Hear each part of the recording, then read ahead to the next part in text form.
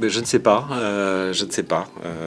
Ou si je sais, je pense que ce qui est plus joli, en tous les cas avec mon sens de l'esthétisme, c'est le mystère. Je vous laisserai le soin d'essayer de faire la part du vrai et du faux. En tant qu'écrivain, on projette toujours une partie de soi. Il se trouve que Gabriel, finalement, il a télescopé certains passages de ma vie. Et ce qui m'amuse le plus, c'est que ce qui paraît le plus farfelu est probablement le plus proche de ce que j'ai pu expérimenter. Je pense que si je voulais être poli, je dirais que la normalité est quelque chose qui peut me rendre malade assez rapidement. Parce que bizarrement, je l'associe assez rapidement à la banalité, qui elle-même me rapproche de la médiocrité. Et quand je la fréquente, je me sens pas très bien.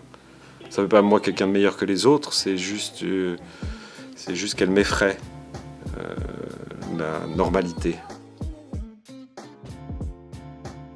Il y a des projections de mon rapport à l'esthétisme au quotidien que je projette en tous les cas dans mon écrit. C'est-à-dire que c'est quelque chose d'essentiel chez moi. C'est essentiel pour mon sourire, pour mon plaisir. Et c'est très subjectif. Mon sens de l'esthétisme, il est un petit peu plus poussé que la moyenne et il est propre à mon regard en tous les cas. Donc c'est une question d'appréciation sur le bonheur, sur la qualité d'une conversation, l'échange. Et ça va sur les choses les plus essentielles, comme la rencontre avec une femme qui doit, si possible, correspondre à un roulement de tonnerre et un éclair qui vient déchirer.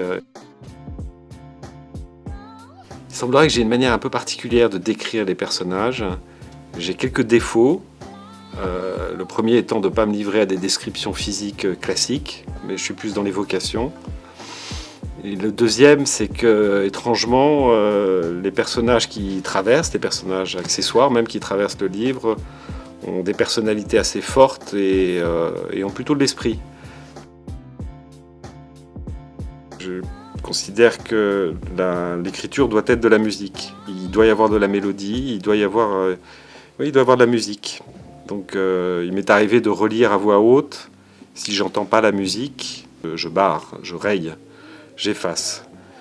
Je trouve qu'aujourd'hui, il y a très très peu de musique dans la littérature et quand il y a de la musique, il y a peu d'histoire. C'est assez compliqué d'associer la musique, c'est-à-dire un certain style, avec une histoire. Je pense qu'il est essentiel.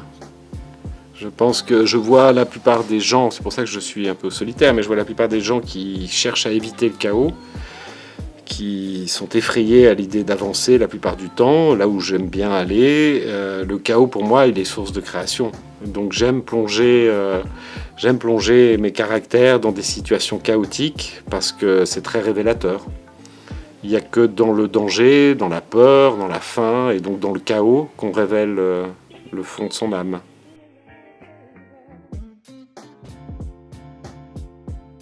Jamais eu envie d'écrire, j'ai toujours détesté écrire, mais je crois que j'ai accumulé un certain nombre d'expériences ou de situations tout à fait atypiques, anormales.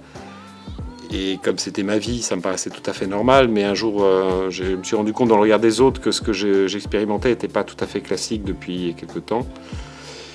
Et la révélation est venue avec le décès de la personne avec qui je devais travailler et qui m'a amené à me poser un matin. Et à partir de là, les choses se sont enchaînées. Et je suis reparti en voyage dans l'écriture et un peu partout dans le monde. Et bizarrement, c'est en partant que je me suis retrouvé. J'ai surfé sur une tendance qui était l'émergence des grandes fortunes, la technologie qui pointait le bout de son nez. On était à la fin du siècle dernier, ça fait un peu vieillot.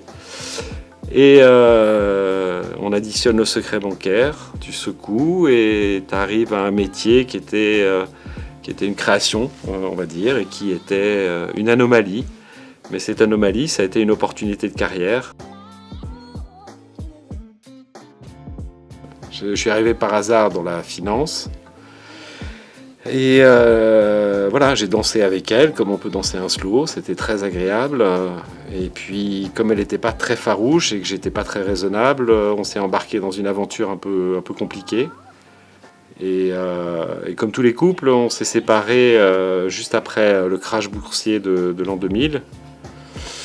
Et à partir de là, voilà, je ne peux pas considérer que j'ai une belle carrière, parce qu'une belle carrière, traditionnellement, ferait que je serais toujours dans cette carrière. Donc j'ai jamais imaginé que j'allais faire carrière avec elle, mais j'ai bien dansé avec elle.